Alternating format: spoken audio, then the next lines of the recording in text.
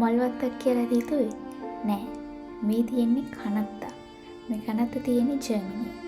බලන්නකො මේ කනත්තේ ලස්සන. මැරෙන්න හිතන තරම් ලස්සනයි නේද? මේ කනත්තේ බය, පාළුව, මූසලකම, තනිකම, හොල්මන්, අඳුරු බව කියන දේවල් නම් ගෑවිලාවත් නෑ. මේ සෙමෙට්‍රි එක ඇතුළට ගියාම හරිම ප්‍රසන්න ප්‍රියජනක හැඟීමක් තමයි එන්නේ.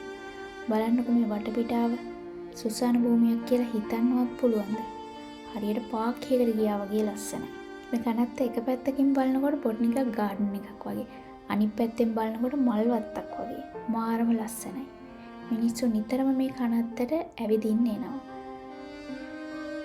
තමන්ගේ කාලය ගත කරන්න, නිදහසේ වාඩි වෙලා ඉන්න, පොතක් කියවන්න, ස්වභාව සෞන්දර්යය විඳ ගන්න මිනිස්සු මේ කනත්තට එනවා.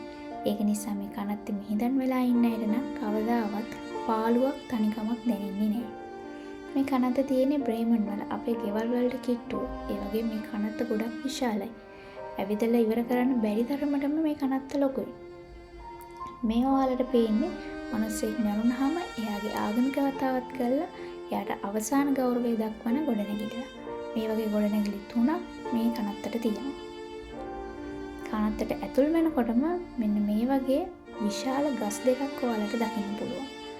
ඇත්තට මේ ගස් දෙකෙන් මේ කනත්තට අමුතුම ලස්සනක් එක්කනවා.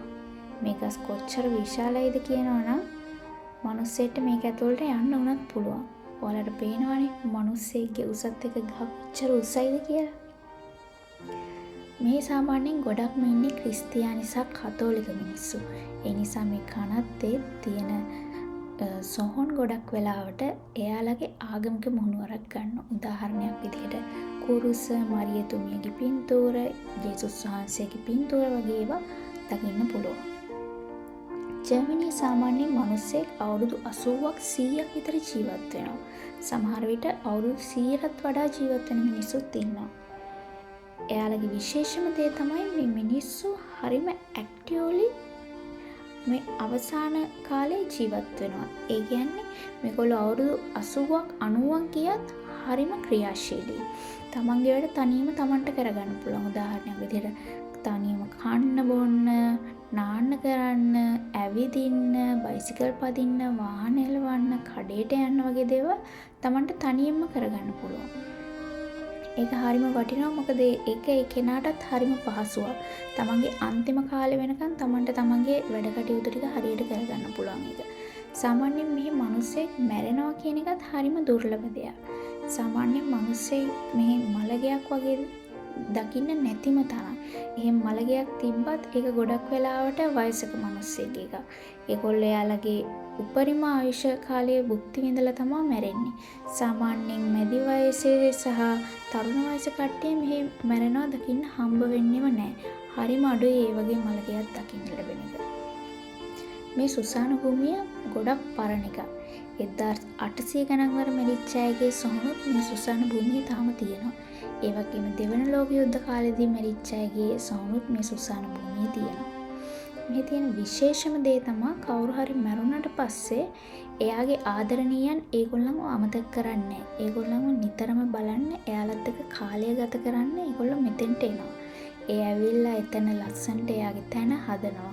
මල් හිටවනවා, මල් වලට වතුර දානවා. මේ සුසාන භූමියේ ටැප් හයි කරලා තියෙනවා. ඒ වගේම වතුර දාන බාස්කට් තියලා තියෙනවා. ඒගොල්ලෝ ඒව අරගෙන මේ තැන් මේන්ටේන් කරනවා.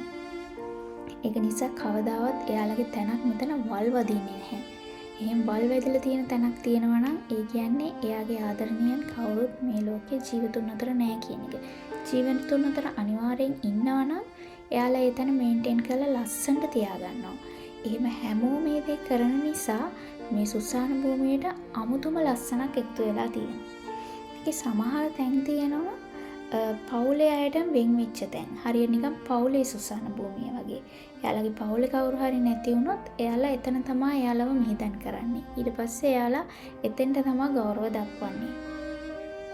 ඒ වගේම මේ සමහර සොහොන් තියෙනවා සොහොන් ගෙවල්. හරියට නිකන් පුංචි ටච් මහලක් වගේ. ඒක ඇතුළට යන්නත් පුළුවන්. ඒ වගේම මාරම ලස්සන ආකිටෙක්චර් එකකට තමයි ඒක හදලා තියෙන්නේ. ඔයාලට මේ පේන්නේත් ඒ වගේ එකක්. ඔයාලට පේනවා ඉතින් මේකේ මේ එල්ලලා තියෙන මල් වඩමත් හරිම අලුත් එකක්. කවුරු හරි මේ ළඟදිම මෙයාව බලන්න ඇවිල්ලා තියෙනවා. ඉතින් මං හිතනවා මෙතන මිහිදන් වෙලා ඉන්න මිනිස්සුන්ට කවදාවත් පාළුව තනිකම කියන එක නම් දැනෙන්නේ නැහැ කියලා. ඒ වගේම මං හිතනවා මෙතන ඉන්න අය සාමදානයෙන් සැතපෙනවා කියලා.